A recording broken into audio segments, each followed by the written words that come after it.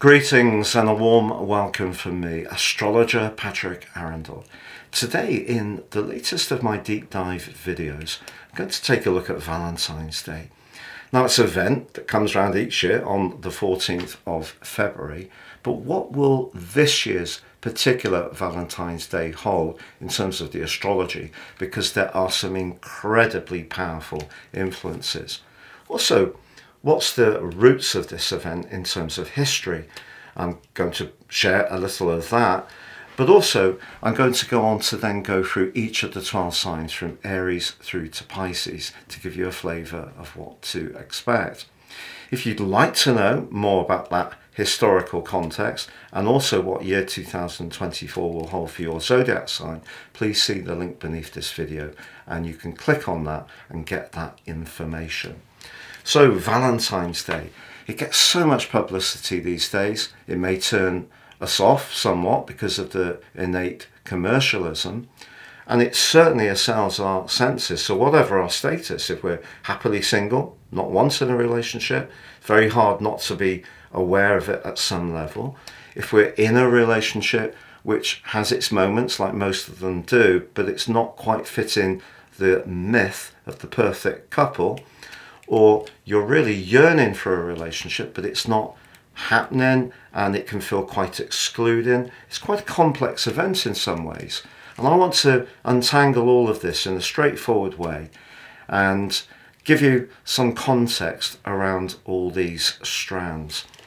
If you're new to my channel, thank you so much for joining me. This is very much a community. If you have any thoughts, please share them. I interact with each comment. If you're a returning visitor, thank you so much for your company. I'm making my way towards 120,000 subs. If you've already subscribed, thank you so much. If you've yet to do so, I'd be honoured if you did so now.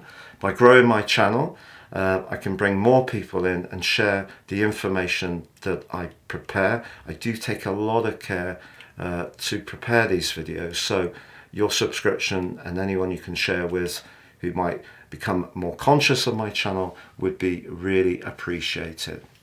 Now, this year's event. So the 14th of February, as usual, it's at 24 degrees and 46 minutes in terms of midnight in Greenwich Mean Time. But that actually is in the third decan of the sign of Aquarius. And the significance of that is that this is governed by, or sub-ruled by, Venus. Because Venus rules the sign of Libra, an air sign, about relating, harmony, partnerships, and the sign of Aquarius is also about communication, can be about friendship, fraternity, collaboration and cooperation. It's important that we're aware of Venus's role.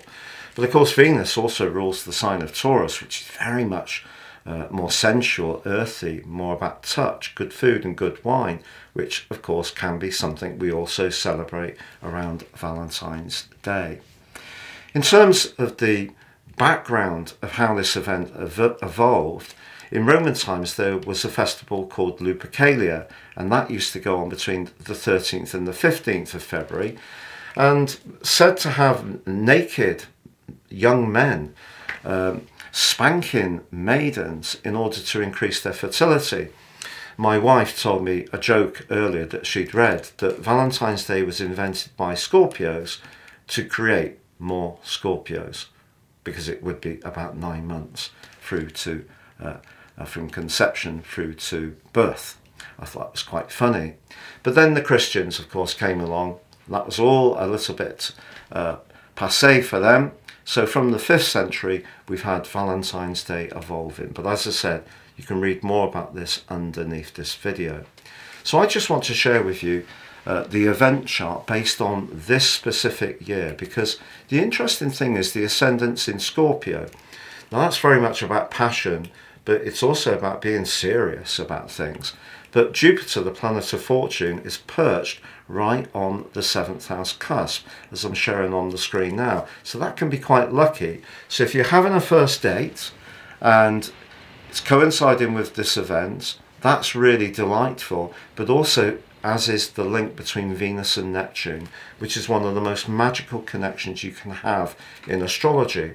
But on the 13th of February, the powerful energy of Mars, which of course is very masculine energy, can be about sex, certainly about drive, certainly about our need to indulge our senses. So it can be about instant gratification, arrived in the sign of Aquarius, where in fact the more egotistical energy of Mars is dissipated somewhat by the need to be individualistic, but also the ability to connect with others, but not in a way that necessarily needs to change others. So we can collaborate as individuals.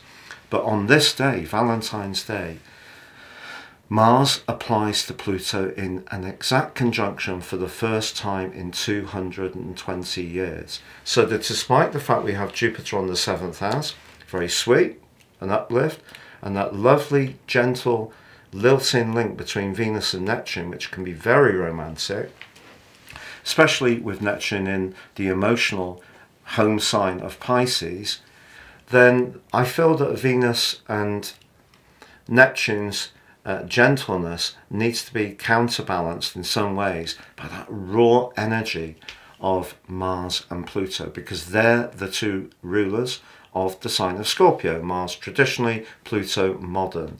So you can see that this is quite a Scorpio event.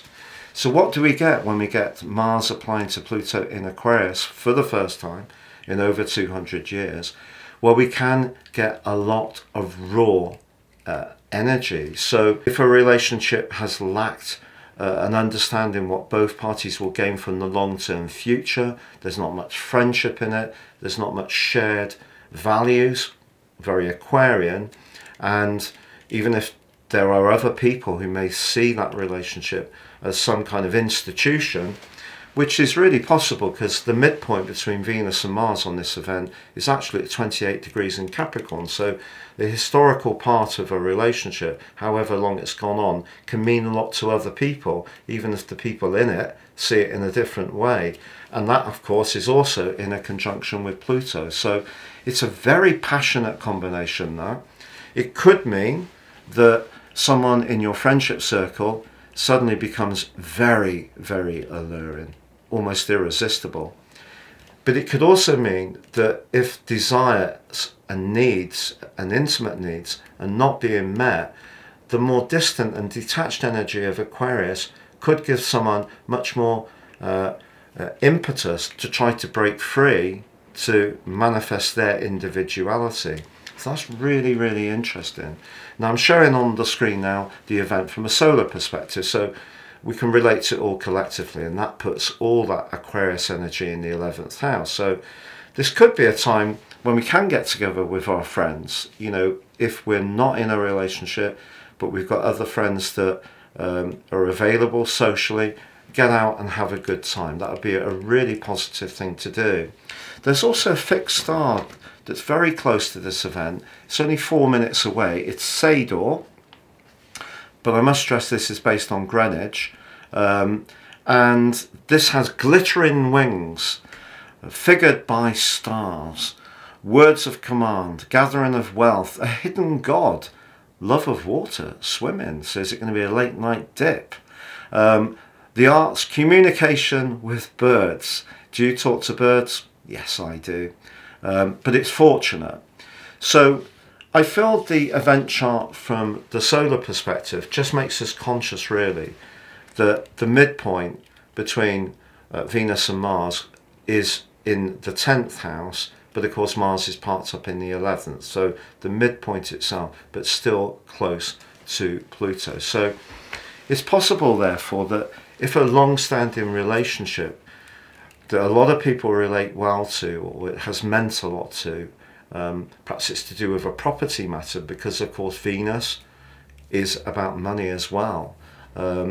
Maybe there are some issues there that Pluto can bring to light. So there could be revelations about a long-standing relationship that you're aware of, could be someone in the public eye, that could prove to be quite surprising. Maybe a relationship that was seen as being very solid and steady can go through some changes. But the key, you know, whatever our status and however we feel about the commercialization, is that we all have the most important relationship with ourselves. So having Pluto very, very close to Venus and Mars, is kind of saying to us that whatever our desires are in life, you know, whether it is to do with sex, whether it is to do with money, whether it is to do with ambitions, property, travel, cultural interests, political drives, whatever we feel really invested and passionate about, I feel that that combination, particularly between Mars and Pluto, is so potent. It could mean that there are going to be some people who will quarrel on this day. It is a potentially turbulent combination, but it's also a potentially transforming combination. But we have that transition going on anyway, but from the Capricorn energies that obviously Pluto has manifested for 16 years, and we just have Venus left now. That's going to be moving on the 16th into the sign of Aquarius and joining up with Pluto as well. So if a relationship isn't giving us the sense that it provides a future, there isn't those commonalities, we can't celebrate the things that we each may see slightly differently, but we still as human beings have those needs that are mutual. We can't see some of those things. Some kind of big shake-up could be in the mix. But equally, if you'd like to meet someone, or you'd like to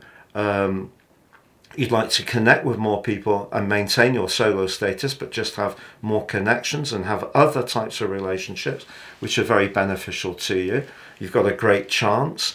It's interesting that the whole myth is based on naked men spanking local maidens, which obviously these days would be seen to be hugely politically incorrect.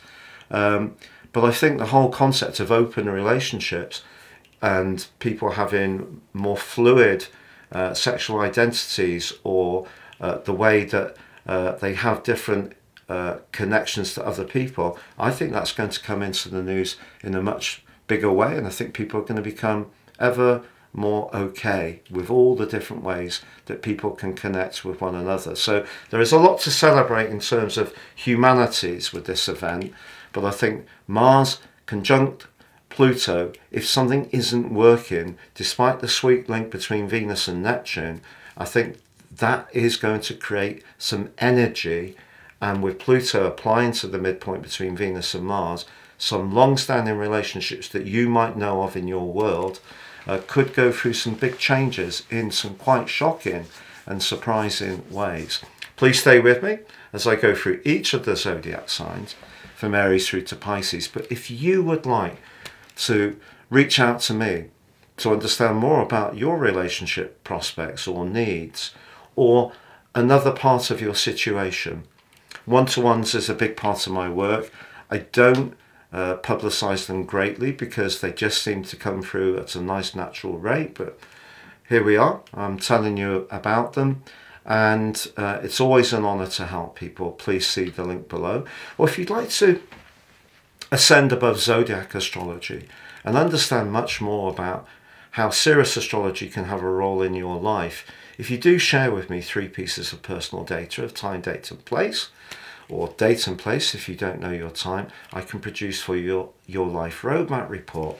This will give you so much knowledge. You can become much more intimately aware of the patterns that are played out in your life.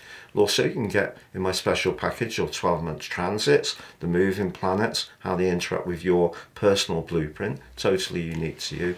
Please see the link below. But now, here goes with Aries. So Aries, I've mentioned this a few times recently, and I apologize for mentioning it again. It's so important what's going on with Saturn. If you've been in a situation where something has come to an end, it doesn't necessarily have to be a personal relationship. It could be a job, it could be an interest, it could be a friendship group, and that possibly has weighed quite heavily over the last 9-10 months, ever since March the 7th.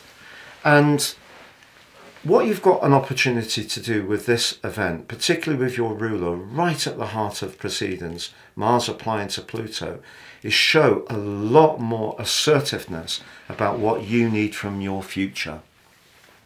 The sign of Aquarius is also about friendship as well as the future, but it's also about fraternity.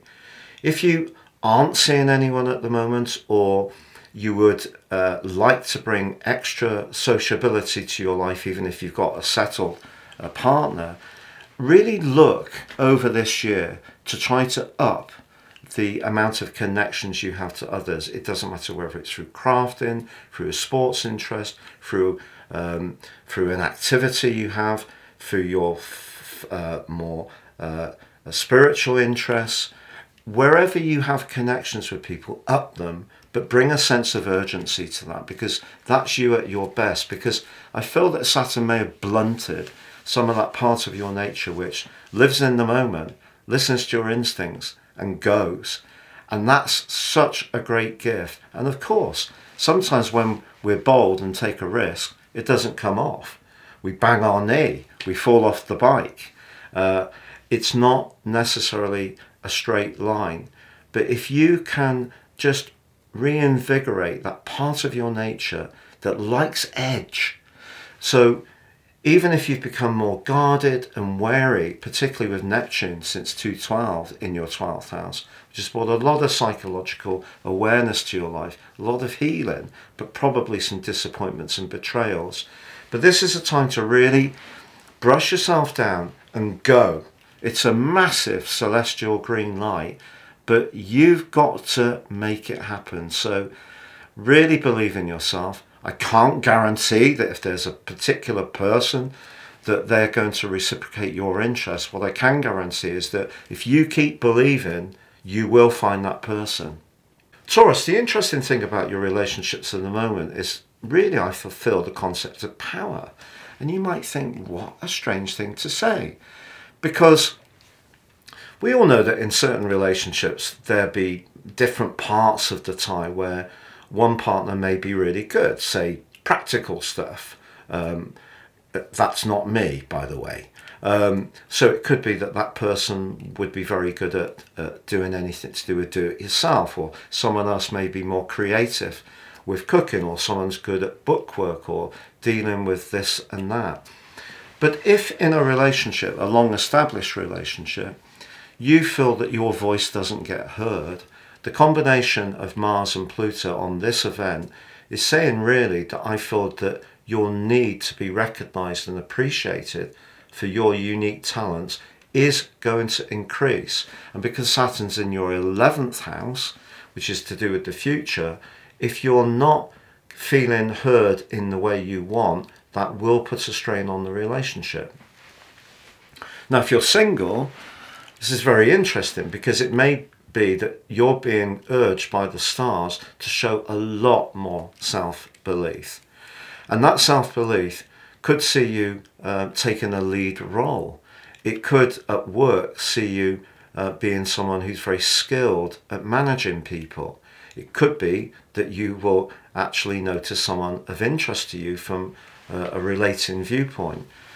But the other part of this whole scenario could be that if you're hooked up to someone who you feel controlled by, or someone suggests that you may at times be a little bit stuck in your ways and want things on your terms, then you're being asked really to shift and to flex, which is something fixed signs find difficult.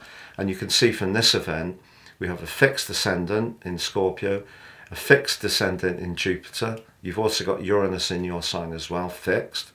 We've also got Black Moon Lilith, fixed in Leo, and of course those planets in Aquarius, fixed. So if you're trying to deal with a situation that's a bit awkward by trying to command it, that might not work. There may need to be flow and change, and that comes from Pluto. So Gemini, the combination of energies in your 9th house really points towards a desire for greater variety, stimulation, things that you have an innate appreciation for anyway. Your quick wits is something that's a very exciting part of your nature because you're great fun to be around. But maybe also if you're in a relationship where you do feel that it's a bit predictable, maybe the 9th house energy with Mars applying to Pluto is pushing you to be the one that suggests some new approaches, trying to be a little bit more spontaneous, off the cuff, Travel, higher education, new interests are all going to be things that can revitalise an existing tie. If you're someone who would like to meet someone, then certainly mixing and mingling with people that have knowledge to share, that maybe on a course, maybe it is through the internet that you'll connect with someone. It could be someone who's not necessarily in your locality. It may be someone who has a completely different worldview, but the more open you are to that, the more you can gain from the wonder of this event. Because what Mars applying to Pluto will do, and then Venus on the 16th, is give you so much desire to be that much more pushing for change and really being open to new ways of going about things. But of course the 9th house can be about higher truths. Pluto can be about power, and someone could give you a little bit of a truth bomb this week, and it may not be one that you're pleased to hear, but then it could be you who provides the truth bomb. Because certainly when Mars and Pluto are in the mix, we're talking about a lot of energy, a very powerful amount of energy, and the 9th house is about principles basically. So it's not necessarily about morals as such, it's more about your the things that are important to you. So you could meet and connect to someone through your ideas, philosophies and interests, or it could put a wedge between you and someone who sees things in a very different way. Because I feel those shared values are, it's a bit of an old-fashioned concept, but however much we fancy someone, if we have a mutuality around values, that really is helpful. But certainly some extra excitement's in the works, and if you are travelling anytime soon, you could encounter someone who really makes your pulse race. So Cancer, for you, this is a really, really powerful event in particular, because Mars and Pluto in the 8th house, that's very Scorpionic. The archetypes of Scorpio can be, of course, about intensity, confrontation, change, resistance to change, then change, transformations, ends and beginnings. So the 8th house, if you meet someone around this time and you really are attracted to each other, oh my word, it can be hot, hot, hot. But that's also challenging that part of you that you've been working on so intently the last 16 years with Pluto's house, is to reinforce your boundaries. But someone could be pulling you in to a level of closeness that you may find really scary, or you may find it absolutely joyful if all the vibrations and the atmosphere around the situation feels comfortable. Always important to a Cancer. But then, of course, the 8th house can be about ends, and it can also be about money.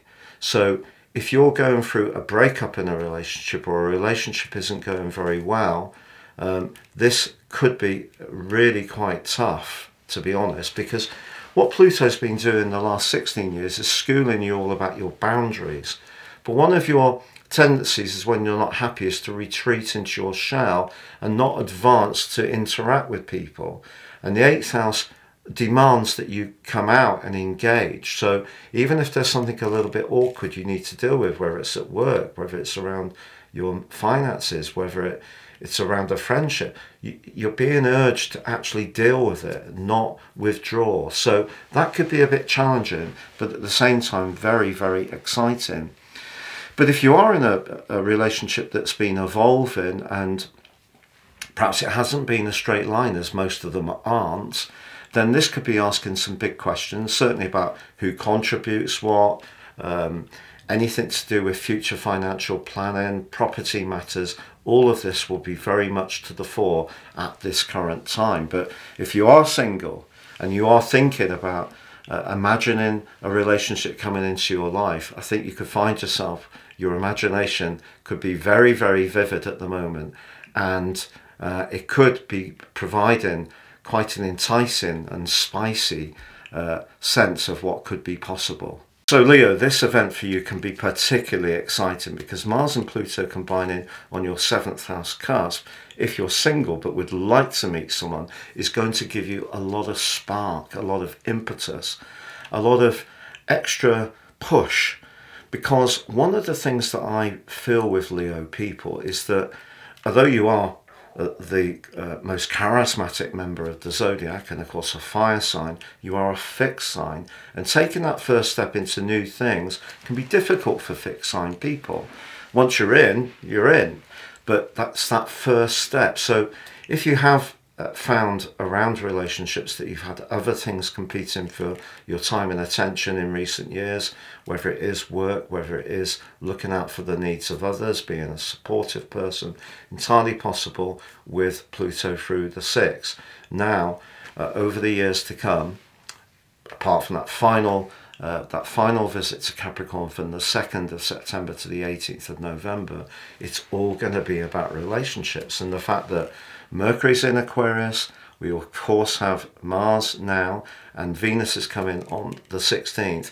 This is a big time for you for relationships in general. So it's not just about romantic relationships. And it depends on the type of person you are. If you're someone who tends to defer your needs somewhat, this is all encouraging you to step forwards and engage and say what you need, but also what you expect, but also become much more conscious of what other people want from you. And that's the bit that most of us aren't very good at. That's the part we all need to sharpen up, is understanding that other people may see situations very differently from us, and it's having the patience to listen and lean into other people that forges better relationships. So really it's a very split thing with you. If a relationship isn't working very well, you could say how you feel more forcefully. If a relationship is what you want to bring into your life, you can go for it with more vigor. If you want to have more connections to others in terms of partnerships or collaborations, this is a wonderful green light for you. So lots of different ways to look at this, Leo, but it certainly brings a lot of emphasis on relationships in your life. And if there may be some relationships where someone feels you're a little bit too much invested in what you want from it, because that's ego, because of Mars being with Pluto, it could be that you're going to hear some information back that's different to what you're expecting, because their reality may not be the same as yours. And the key with Mars, particularly in the mix, is to try not to take too much umbrage if someone does see it a different way, which of course we all struggle with. So there's going to be some powerful conversations this week, for sure. And it just depends on your exact circumstances how that will play out. But relationships are going to be a central part of your life over the next few weeks, and to be honest, over many years to come. Virgo, you can be such a giving person, very conscientious. The details of things is something you have a gift for, and you can be very supportive to people. But in recent times, you've had a lot of push about being more flamboyant because of the energies in Capricorn, the 5th, which is very much about romance, self-expression, or Uranus and Jupiter in the 9th, freedom and liberation and being more experimental. So this big focus of energies on your 6th house can see you thinking very carefully about the relationships you have with your work, for example, your colleagues. Do you do a bit too much to cover for other people? Are there are situations where you could perhaps do a little bit more? It just depends on the exact scenario, because of course you do have Saturn and Neptune in your 7th house. And ever since Saturn moved into your 7th house on the 7th of March last year, relationship matters have probably at some level become more serious, or you've become more aware of the limitations or the constraints around some involvements in your situation. So if there is a part of you that does tend to focus a little bit on the glass half empty, it may be that someone's going to remind you that it's not always good to be looking for perfection, because it means that you could miss the big picture somewhat. So that's a possibility. If you are single, meeting someone through your work, through the most mundane location you can possibly imagine. I usually trot out the same ones, but you know, the fitness suite, the swimming pool, health club, golf course, supermarket queue, on the metro station, whatever. All those could be areas that you start connecting to somebody.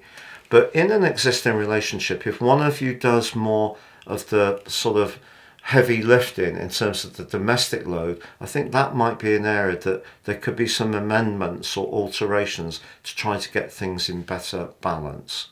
So Libra, the bruising that Pluto has given you over the last 16 years may have affected your personal confidence somewhat. But it's also made you much more aware of your inner needs and also the psychological patterns that we all engage in, which are not always particularly nice. But I think it would be a little bit simplistic to think that just because Mars is applying to Pluto on Valentine's Day, that everything in the Libran garden is going to be perfect. What it's going to do, this combination, is push you to perhaps grapple with the whole concept of rejection, because you're a people pleaser, very charming, but also can get very wounded if people are not reciprocal in the way you'd like. Perfectly understandable. So what Mars and Pluto are saying is you have to push yourself a little bit into a rawer part of your needs if those are the needs you want meeting. And that means showing some more rock and roll. It means revisiting how you dress, how you have your hair, how your body language is working. Maybe watch some videos on YouTube about this kind of stuff. Imagining bringing that raw attention to you, that magnetism can definitely be increased. But this is a start point and it's not an end point. So you might not get what you want straight away. If you do, I'll be absolutely thrilled for you. But certainly I feel that you can start to feel more energized, more attractive, more alluring, and whatever, because we can all be very self-critical about these things with ourselves, but whatever you feel might not be quite as you'd like, and there is a part of your nature that does like to present a perfection, then try to get beyond that and try to realize what you have in a very important way, because it's all about the vibe that you're going to be giving out, not the facade. And that's a bit of a Libran trap that you can fall into. So show what you're made of, because I feel that someone, if you are single, is really going to get onto it. It might be sooner than you imagine, but you also have to embrace this event to push out if you do want to bring something to your life, and that may mean getting beyond that fear of rejection. Now, in an existing relationship, if things are a bit tepid and not as you would like, then look to yourself to take the initiative, be the leader, suggest things, try to push things on in that way and see how things might evolve. So Scorpio, with the event chart showing the ascendant in your sign, you can take ownership of this event. But where Mars, your ruler, is connecting to your modern ruler Pluto, is a very sensitive point. If there's something not working in your love life, you may find yourself being more easily emotionally reactive than perhaps you're used to, and that could actually make you feel a little bit vulnerable. But perhaps the best way to deal with this event is actually to embrace the more tender and sensitive part of your nature, and if it does come out, be okay with that. You know, if there is a part of you that's keeping that very protective barrier to the fore, which is very Scorpionic, but stopping people knowing who you are and perhaps how you really feel about situations, that vulnerability can actually grow closeness. So if you are in an existing relationship which is going pretty well, I feel that there could be some moves around house improvements, changes, moving, new additions, people coming and going, a busy time around the home for sure. But I think that you're really being asked to invest much more in the more emotional side of life. And because Uranus is in your 7th house, in some ways over the last 6 years, I've seen you very changeable about what you want in relationships. You're in, you're out, you want space, you want closeness. It's a bit hard for people to keep up with at times, I feel. So you could be pinned. Someone could say something to you this week that you could find a bit awkward, because they almost out Scorpio you by yeah, telling you something in a very direct manner that you could find, whoa, that's not very nice. But actually, in a strange way, they may actually be reflecting back to you something that you're not quite seeing about your defensiveness. And even if it's a bit wounding, try to take it in your stride. If you are more settled, that link between Venus and Neptune is really, really lovely. And perhaps, you know, if you're very comfortable with your emotions and, you know, you're very open with where you are, this can be a very, very lovely week for you if you're lucky enough to have that close alliance with your family, a friend, or a partner. Sagittarius, what I love about this event is I feel it's going to rev up your enthusiasm so much. Saturn's really been pummeling you, I feel, broadly, since March the 7th, particularly through the retrograde, and especially if you've got personal planets that are connected beyond just the Sun. And of course, if you're later on in Sagittarius, Neptune could be squaring you up, which has been making you feel very drained, exhausted. So the emotional side and family side of life may not have necessarily been easy. But Pluto going through the second house for so long means that, of course, before that it was going through your sun sign. If you have got planets in Scorpio or Capricorn, which is entirely possible, the whole process over many years has been really, really tough. So Mars applying to Pluto in the third house, to me, it points towards speed, something moving forwards in a very exciting way. If you've got something you want to say, if there's someone you fancy, and you can overcome the fear that they may not necessarily feel the same, your self-confidence or your ideas or your personality, your charisma, or sending that text message or that Valentine's card, you won't know unless you do it, and it's really a choice. But that part of you that has that spark, it's going to be back from now this week, and you're going to absolutely love it. So Capricorn, Mars making its way out of your sign into Aquarius, applying to Pluto, the second house. Gosh, that's really, really interesting.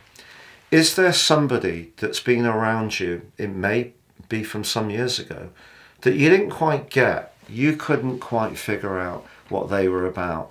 Maybe you didn't even like them, but there's something about that person now that can come into your mind, and you can get a much greater understanding of what it is that you couldn't quite understand, but also why they in some ways kept resonating around your mind. Because what you're really going to experience at this time in a very intense way is what your values are really about. But because the second house is very sensual, it's not just about what you think your values are, it's what your actions reflect what your values truly stand for. So if you are lucky enough to be aligned to someone you're really close to, certainly enjoying good food and good wine is almost a given. But also it could be that just a greater sense of security evolves, particularly if it's a relatively new relationship. But if you are single, you could start to see life in a very different way from here on in. And in some ways, it's moving you on from Pluto's influence, which has been very much about grappling with who you want to be in terms of your individual identity. The second house is more about trying to get a stable foundation. If you have had a lot of work, perhaps you've worked on your own business, or you're a creative person, or you know, you've been doing counselling or personal development, you've been involved, you can get to a point now where you think, yeah, things are getting a bit more solid.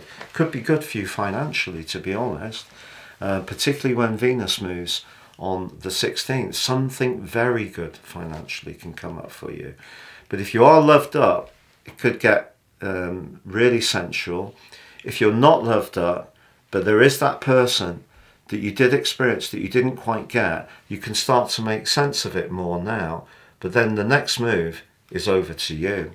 So Aquarius, whatever view you have of your attractiveness, your raw essence, your allure, it's going to be multiplied so powerfully from now on in, particularly later this week when Venus moves into Aquarius. So the next couple of weeks, and particularly on the 22nd of February when Venus and Mars are in exact conjunction, is really, really exciting. If you're wanting a fresh start in your love life, there's never going to be an opportunity like this. If you're wanting a fresh start about how you feel about your personal attractiveness, your allure, never been an opportunity like this. But it's all about confidence, because that's really what relationships essentially about. It's about confidence. But if we have a less than complete relationship with ourselves, the most important relationship of all, Pluto's obviously been hugely bruising and difficult over the last 16 years. So with all the knowledge that's been accrued and all the wisdom that's become more apparent and all your psychological shrewdness, because you are the armchair psychologist of the zodiac, now it's time to move into action. You're the main person, and it's really down to what you do from here on in. Be much less worried about what anyone else is doing, what anyone else thinks. It's about developing some ego, because generally Aquarius people are not so strong at ego, can be more detached, can be hurtful through that detachment, and perhaps don't always get it because it's rather rational. But certainly when it comes to just the pulse, the raw, sexual, desirous side of life, don't underestimate just how much that is going to be oozing from you in the months and years ahead. So Pisces, for you, what can happen with this particular event, particularly with Neptune and Venus in such a beautiful alliance, is you could have a lovely day or evening with someone special. But it wouldn't be a complete surprise that some Pisces people are being pulled towards someone with an air of mystery, someone who's not completely available. Maybe it's even a clandestine meetup. Maybe you're feeling very nostalgic for someone from your past. Maybe you're not feeling nostalgic for someone from your past, but you're still fuming at the betrayal or the abandonment. Whatever energy or emotions are outstanding, they're going to come up to the maximum at this time. So it just depends on where you are. But also the 12th house can be where we grow in terms of our spiritual and psychological awareness. And because your sign is the 12th house, you're very invested in that anyway. And that whole process could take on a greater enrichment. So, you know, if you do find yourself signing up for a personal development course or some counselling, through these kind of things, you can bring future happiness into your world. The more you decode your inner world and your inner relationship, the more your relationships will improve. But if you are in a relationship where trust is troublesome and there's not as much as there could be, this could be quite a tricky event, because it may seem that some of those energies that have been bubbling in the background could come into the open in quite a strong and potent way. It's been a real pleasure. Don't forget to look underneath this video where you can check out my blog about Valentine's Day, the historical background, and get your year 2022 written forecast. But for now, I'm wishing you all the best, whatever you want from Valentine's Day. Thank you and take care.